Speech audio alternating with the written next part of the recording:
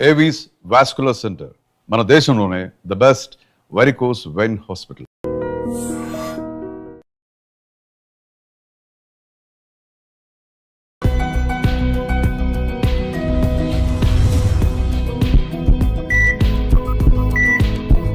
నమస్తే, welcome to healthy conversations with IT media. నేను మీ ఝాన్సీ. సో ఈరోజు మనతో ఉన్నారు వంటింటి చిట్కాలకు కీరపడ్డసైన మధుసూదన్ శర్మ గారు.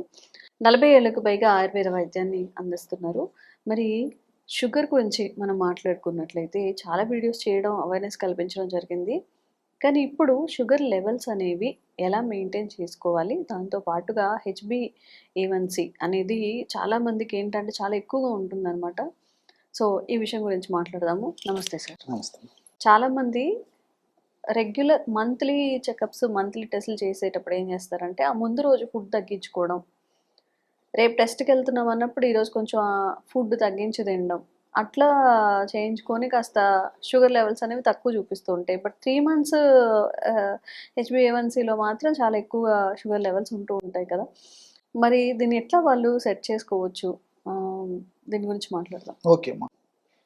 సో షుగర్ విషయంలో భారతదేశం అగ్రస్థానంలో ఉందంటే బాధాకరమైన విషయం అమ్మా.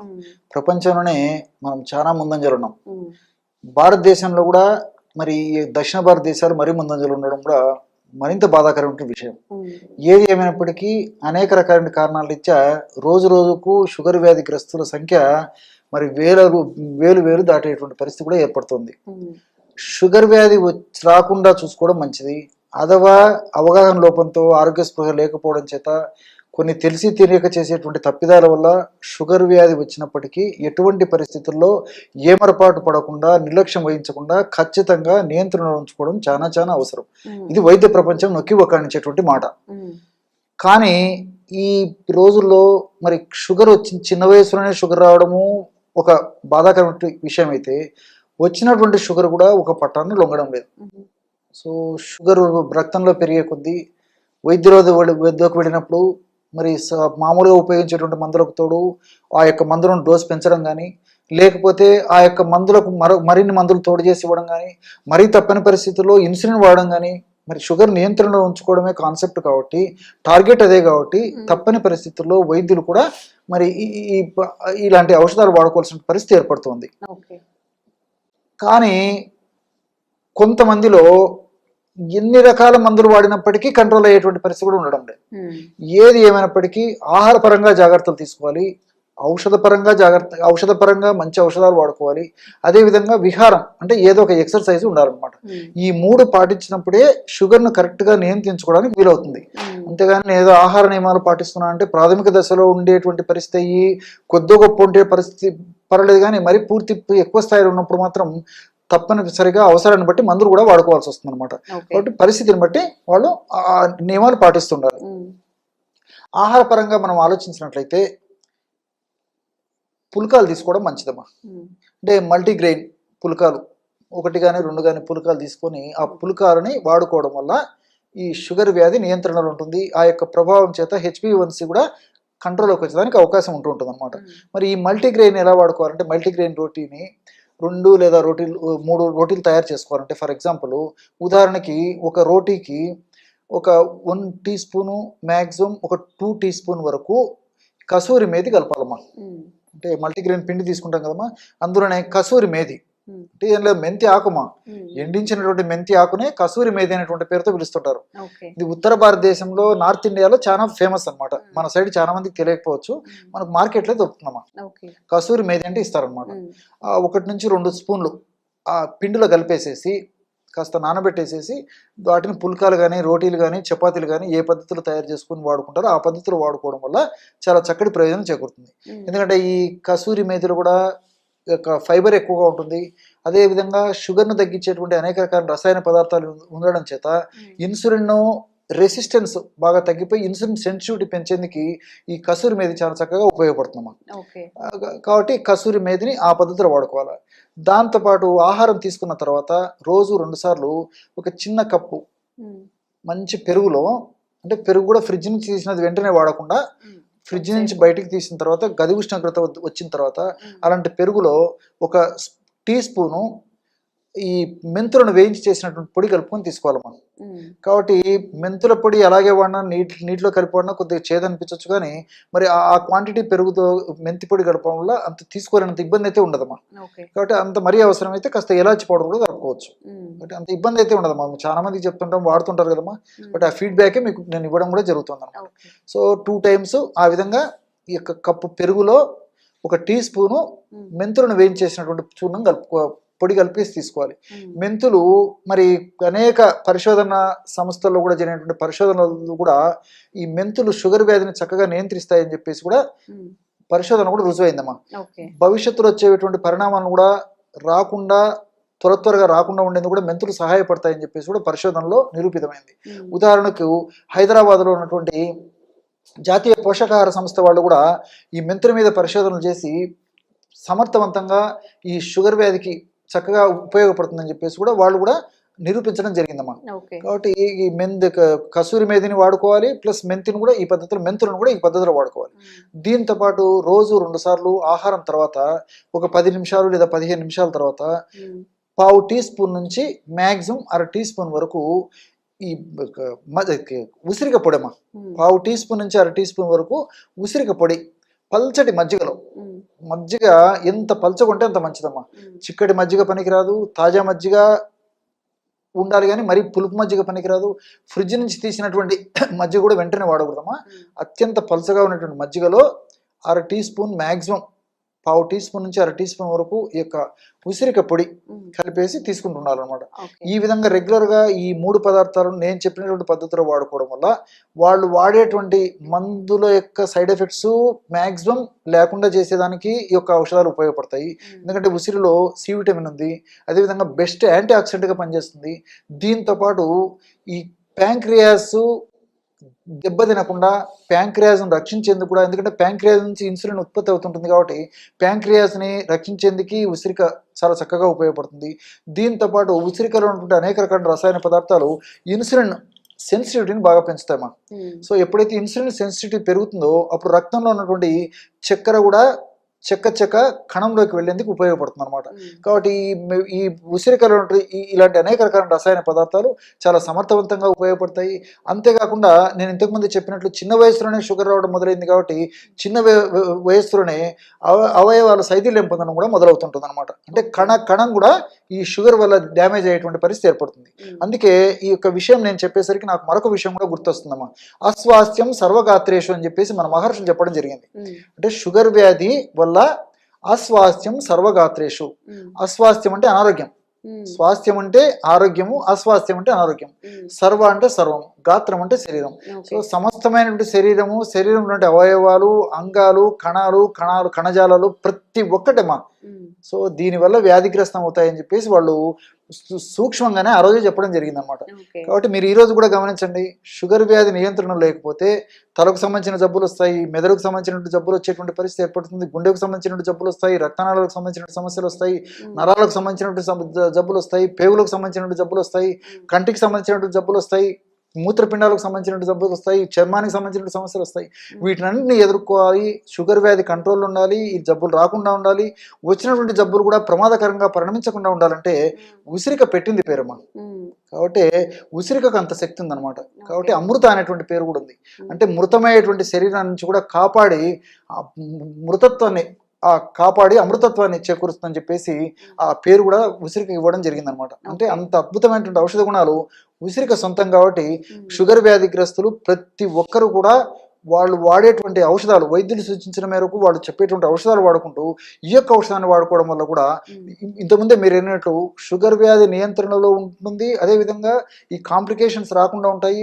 చక్కటి జీవన విధానం వాళ్ళు పాటించడం వల్ల, ఈ యొక్క ఔషధాన్ని కూడా వాడుకోవడం వల్ల నిండు నూరేళ్ళు చక్కటి ఆరోగ్యాన్ని వాళ్ళని సొంతం చేసుకోవడానికి అవకాశం ఉంటుంది. కాబట్టి ఈ యొక్క ఔషధం అన్నీ మనకు సైడ్ బెనిఫిట్స్ ఉంటాయి, ఎలాంటి సైడ్ ఎఫెక్ట్స్ ఉండవు. కాబట్టి మరి దీర్ఘకాలం పాటు వాడినప్పటికీ అన్నీ మనకు ప్రయోజనాలు చేకూరుతాయి. కాబట్టి అందరూ వాడుకోదగ్గ దివ్యమైనటువంటి ఔషధం ఏదంటే ఈ ఔషధం చెప్పుకోవచ్చు. కాబట్టి ఈ ఔషధాన్ని మరి నేను చెప్పేది ఏంటంటే ఈ ఔషధాన్ని వాడుకుంటూ మరి ఈ వైద్యులు సూచించే మేరకు పరీక్షలు చేయించుకోవడం వల్ల వాళ్ళు కూడా షుగర్ ఎప్పుడైతే తగ్గిపోతుందో కంట్రోల్లోకి వస్తుందో ఔషధాలు కూడా తగ్గిస్తారు. ఆ ఔషధాల వల్ల మరి సైడ్ ఎఫెక్ట్స్ కూడా రాకుండా ఉండడానికి అవకాశం ఏర్పడుతుంది. కాబట్టి మల్టిపుల్ బెనిఫిట్స్ ఉంటాయి. కాబట్టి ఈ పద్ధతిలో నేను చెప్పినటువంటి ఆహార ఔషధాలను వాడుకోవడం వల్ల చక్కటి ఆరోగ్యం, నిండు నూరేళ్ళు మంచి ఆరోగ్యవంతమైన జీవితాన్ని గడపడానికి అవకాశం ఏర్పడుతుందమ్మా. సో రోజు రోజుకి షుగర్ పేషెంట్స్ పెరిగిపోతున్నారు. అండ్ ఈ అలోపతి మెడిసిన్స్ వాడడం వల్ల లాంగ్ రన్లో చాలా ఇష్యూస్ అనేవి ఫేస్ చేస్తున్నారు. మరి ఎలాంటి సైడ్ ఎఫెక్ట్స్ లేకుండా ఆయుర్వేదంలో షుగర్ని కంట్రోల్ చేసే మెడిసిన్స్ ఉన్నాయా? ఎలా వాడాలి? ఎక్కడ దొరుకుతాయి? సైడ్ ఎఫెక్ట్స్ లేకుండా సైడ్ బెనిఫిట్సే ఇంచుమించు 190%, 99% వరకు ఆయుర్వేద మందుల వల్ల ఉంటుందమ్మా. కాబట్టి వైద్యులు సూచించిన మేరకు ఆ ఔషధాలు వాడుకుంటూ ఇప్పుడు నేను చెప్పబోయేటువంటి ఔషధం వాడుకోవడం వల్ల ఆ యొక్క ఔషధాల యొక్క డోసు బాగా తగ్గించడానికి అవకాశం ఏర్పడుతుంది. ఆ ఔషధాల వల్ల వచ్చేటువంటి సైడ్ ఎఫెక్ట్స్ కూడా మ్యాక్సిమం తగ్గించడానికి ఈ యొక్క ఔషధాలు ఉపయోగపడతాయి, అంటే ఆయుర్వేదం ఔషధాలు. కాబట్టి మల్టిపుల్ బెనిఫిట్స్ దీనివల్ల ఉంటాయమ్మా. కాబట్టి షుగర్ వ్యాధి వచ్చిందంటే ఒక పట్టాన కంట్రోల్ కాదు, ఖచ్చితంగా నియంత్రణలో ఉంచుకోవాలని చెప్పేసి వైద్య ప్రపంచం కూడా చెప్తుంది.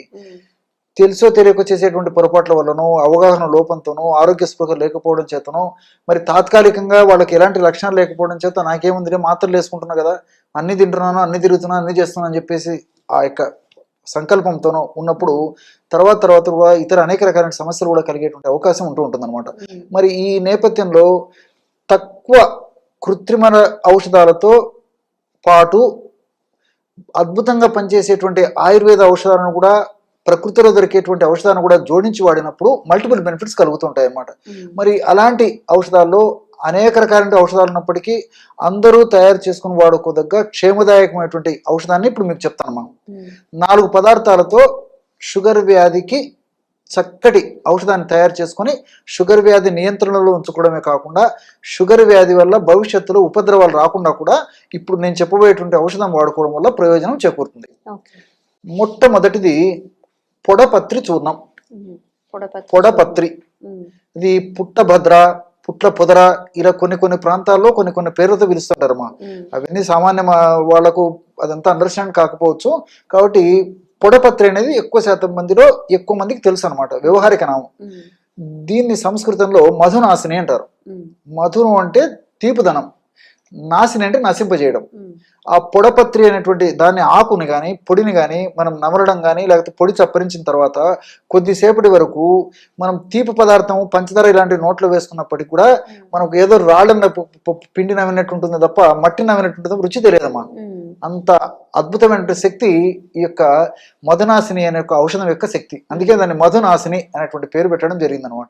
ఈ మధునాశిని అనేటువంటిది లేదా పొడపత్రి అనేటువంటి యొక్క మొక్క యొక్క ఆకులు మనకు మార్కెట్లో దొరుకుతాయి, ఎండించినటువంటివి. సో ఆకులు తెచ్చుకొని పౌడర్ చేసుకోవచ్చు, లేకపోతే పొడి కూడా ప్రామాణిక కంపెనీ వాడు తయారు చేసేటువంటి చూర్ణాన్ని విచారించి తెచ్చుకొని వాడుకున్నా సరిపోతుంది. 50 గ్రాములు పొడపత్రి చూర్ణం. రెండవ పదార్థంగా నేరేడు విత్తనాల చూర్ణం. నేరేడు పళ్ళు సర్వసాధారణంగా సీజన్లోనే కనిపిస్తాయి, తర్వాత కనిపించవు. కానీ నేరేడు విత్తనాలు ఎండించినటువంటివి మనకు మార్కెట్లో దొరుకుతాయి సంవత్సరం అంతా. నేరేడు విత్తనాల యొక్క చూర్ణం కూడా దొరుకుతుంది. కాబట్టి ఫ్రెష్ గా తయారు చేసినటువంటి నేరేడు విత్తనాల చూర్ణం తెచ్చుకొని వాడుకున్నా సరిపోతుంది. 50 గ్రాములు నేరేడు విత్తనాల చూర్ణం. అట్లే మూడవ పదార్థంగా ఉసిరిక. ఉసిరిక పొడి మంచిది కూడా మనకు మార్కెట్లో దొరుకుతుందమ్మా. ఉసిరిక పొడి ఒక 50 గ్రాములు తీసుకోవాలి. ఆమ్లా పౌడర్ అనేటువంటి పేరుతో దాన్ని పిలుస్తారు. 4వ పదార్థంగా పసుపు. సో పసుపు కొమ్ములు దంచి తయారు చేసినటువంటి పొడి దొరికేట్లయితే అలాగే తెచ్చుకోవడం మంచిది. లేకపోతే మనకై మనం కూడా తయారు చేసుకుని ఆ పసుపును సద్వినియోగం చేసుకోవచ్చు. పసుపు పొడి ఒక 50 గ్రాములు. ఈ 4 పదార్థాలు కలపడం వల్ల 200 గ్రాముల ఔషధం తయారవుతుంది.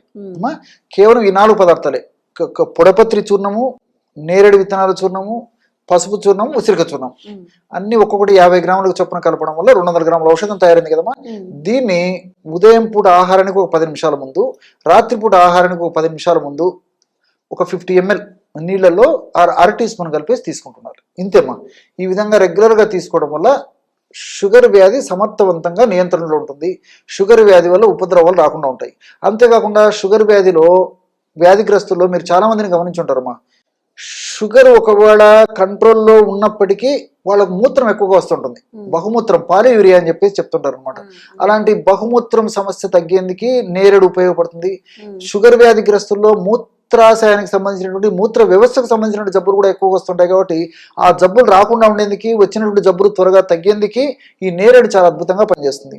అదేవిధంగా పొడపత్రి ముఖ్యంగా ఈ లివర్ లాంటి అవయవాలకు ఏదైనా జబ్బు వచ్చినప్పుడు కూడా బాగా చక్కగా సమర్థవంతంగా ఆ యొక్క జబ్బును తగ్గించేందుకు చాలా చక్కగా ఉపయోగపడుతుంది. అంతేకాకుండా ఇన్సులిన్ రెసిస్టెన్స్, సెన్సిటివిటీ ఇలాంటి పరిస్థితుల్లో ఇన్సులిన్ సెన్సిటివిటీని పెంచేందుకు ఇది చక్కగా ఉపయోగపడుతుంది. దీంతో పాటు పరోక్షంగా వెయిట్ తగ్గేందుకు కూడా ఈ యొక్క మధునాశిని లేదా పొడపత్రి ఉపయోగపడుతుందమ్మా. కాబట్టి ఈ వెయిట్ ఉన్నటువంటి వాళ్ళలో షుగర్ ఒక పట్టణం లొంగకుండా ఉండేటువంటి పరిస్థితి ఏర్పడుతుంది. కాబట్టి ఈ యొక్క కొవ్వు కణాలలో అధికంగా సంచితమైనటువంటి కొవ్వును కరిగించేందుకు కూడా ఈ మధునాశిని లేదా పొడపత్రి ఉపయోగపడుతుంది అనమాట. దీంతో పాటు ఉసిరికలో సి విటమిన్ ఎక్కువ ఉంది. అంతేకాకుండా ఉసిరికలో ఉన్నటువంటి వివిధ రకాలైనటువంటి ఈ ఎలాజిక్ యాసిడ్ ఇలాంటి అనేక రకాల రసాయన పదార్థాలు వ్యాధి నిరోధక శక్తిని పెంచడమే కాకుండా ఇన్సులిన్ ఉత్పత్తిని బాగా సమర్థవంతంగా ఉత్పత్తి ఎట్లు చేస్తాయి. దీంతో పాటు చిన్న చితక జబ్బులు రాకుండా ఉండేందుకు ఈ యొక్క ఉసిరి ఉపయోగపడుతుంది. ముఖ్యంగా మెదడుకు సంబంధించిన జబ్బులు రాకుండా, రక్తనాళాలకు సంబంధించిన సమస్యలు రాకుండా, గుండెకు సంబంధించిన జబ్బులు రాకుండా, చర్మానికి సంబంధించిన జబ్బులు రాకుండా, ఇలాంటి అనేక రకాలైనటువంటి అవయవాలకు సంబంధించిన జబ్బులు రాకుండా ఉండేది కూడా ఉసిరికి చాలా సమర్థవంతంగా పనిచేస్తుందమ్మా. పసుపు గురించి మీకు ప్రత్యేకంగా చెప్పనక్కర్లేదు. పసుపులో ఉన్నటువంటి కుర్కుమిన్ అనేటువంటి రసాయన పదార్థము ఈ షుగర్ వ్యాధిని నియంత్రించేందుకు చాలా చక్కగా ఉపయోగపడుతుంది.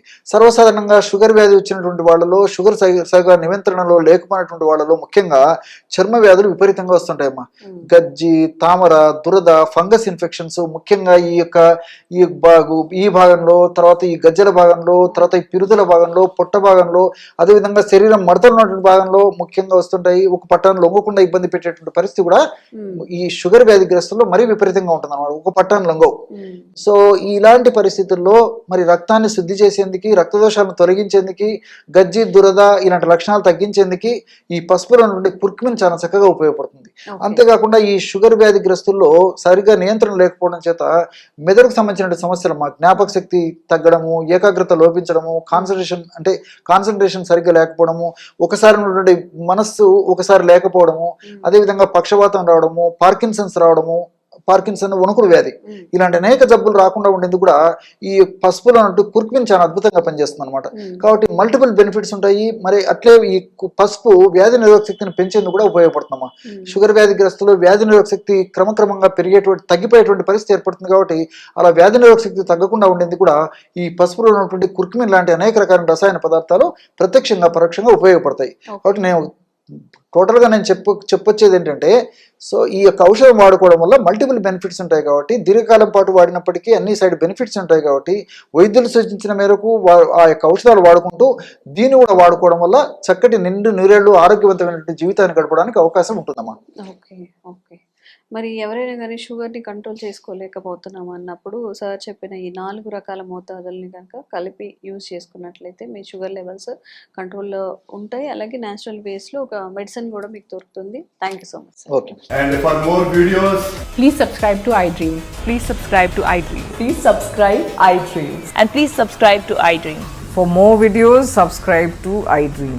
please like, share and subscribe to the channel. Congratulations, iDream. Subscribe to iDream. Subscribe to iDream.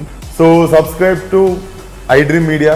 iDream team అందరికి huge congratulations. Please subscribe iDream Media. Please subscribe to iDream. Subscribe iDream. Please subscribe to iDream. iDream అంటే నా కళల ఛానల్ను subscribe చేసుకున్న నోరు తిరుగుతలేదు, మీరైతే గంట గుర్తు కొట్టండి. For more such videos, please subscribe to iDream. Subscribe to iDream. Please subscribe to iDream. Please subscribe iDream Media. Please do subscribe to iDream. Please subscribe to iDream Media. For best entertainment and information, please subscribe iDream. And don't forget to subscribe to iDream.